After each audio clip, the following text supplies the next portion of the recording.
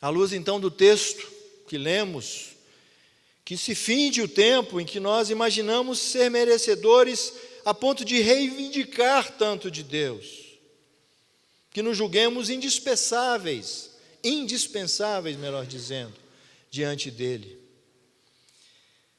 Que o nosso evangelho coloque Cristo como o Senhor, quem manda, quem domina, o Rei de todos. Que nós voltemos ao tempo em que os crentes compreendiam sua condição de submissão e de dependência de Deus. Bons tempos aqueles, terríveis tempos os nossos, onde os homens inverteram o evangelho. E muita gente irá para o inferno, na igreja, achando que está servindo a Deus. Mas servindo a Deus um evangelho invertido, um evangelho torto.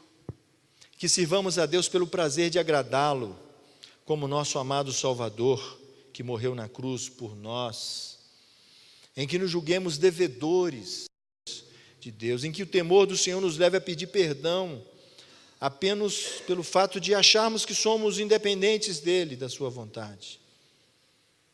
Que volte o tempo em que estejamos dispostos a servi-lo, independentemente das circunstâncias, das dificuldades da vida, das barreiras que enfrentamos. E por que é importante isso? Porque o nosso Senhor, Ele é diferente, já estou concluindo, Ele é diferente daquele da parábola. Jesus usa a parábola muito mais para falar com os seus discípulos, para que os seus discípulos reconheçam a sua condição, mas Jesus não é aquele Senhor. Ele não é aquele Senhor. Outros são aqueles senhores. Jesus é diferente dele. Porque apesar de sermos seus escravos, apesar de sermos seus servos, Ele nos chama de amigos. E morre por nós na cruz. Ele nos livra da mão do valente. Ele ilumina os nossos passos no mundo, conforme João 8,12. Ele abre para nós portas que produzem salvação. Ele diz que Ele é o bom pastor e que o bom pastor dá a vida pelas suas ovelhas. Ele nos chama de ovelhas. Aquele Senhor não é o Senhor Jesus, mas aqueles escravos somos nós, sim. Nós somos aqueles escravos. Ele nos dá a condição de filho. Ele nos dá a vida eterna.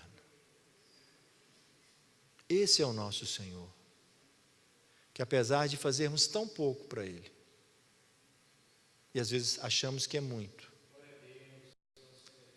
apesar de sermos tão falhos, de não fazermos nem a obrigação, mas Ele nos aceita mesmo assim, Ele nos recebe mesmo assim, Ele nos abençoa mesmo assim, Ele nos guarda mesmo assim, Ele nos conforta mesmo assim, por bondade, por misericórdia.